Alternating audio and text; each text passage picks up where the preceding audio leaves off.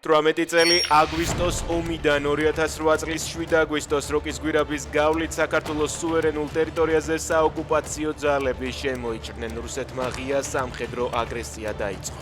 5 დღიან ომს 170 ქართველი სამხედრო 14 პოლიციელი და 228 მშვიდობიანი მოქალაქე ემსხვერპლა. იძულებით გადაადგილებულად იქცა 130,000-მდე მოქალაქე. განადგურდა და დაიწვა ქართული სოფლები, დაიბომბა ქალაქი გორი და სტრატეგიული ობიექტები. აგვისტოს ომის შემდეგ რუსეთმა საქართველოს ორი ოკუპირებული რეგიონი აფხაზეთი და ცხინვალი ეგრეთ წოდებულ დამოუკიდებელ სახელმწიფოებად აღიარა.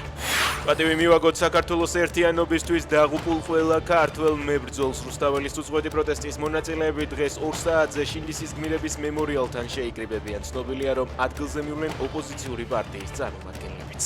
ამერიკის შეერთებული შტატები კვლავაც ღრმად შეშფოთებულია რუსეთის მიერ საქართველოს ტერიტორიის განგრძობადი ოკუპაციით და გმობს რუსეთის მიმდინარე ოკუპაციის პირობებში მომხდარ მკვლელობებს, გატაცებებსა და სხვა სახის ძალადობას, ნათქვამია ამერიკის საელჩოს განცხადებაში. დიპლომატიური უწყება ქართულ ხალხს სოლიდარობას უცხადებს. აგვისტოს განმავლობაში მოკლულია 1876 რუსის სამხედრო განადგურებული ან დაზიანებულია მტრის 10,935 სამიზნე წერს უკრაინის უპილოტო ძალების მეთაური რობერტ მადიარ ბროუდი. წუხელ უკრაინამ ეკატერინბურგში ვალდბერისის ქარხანას მეორედ დაარქვა.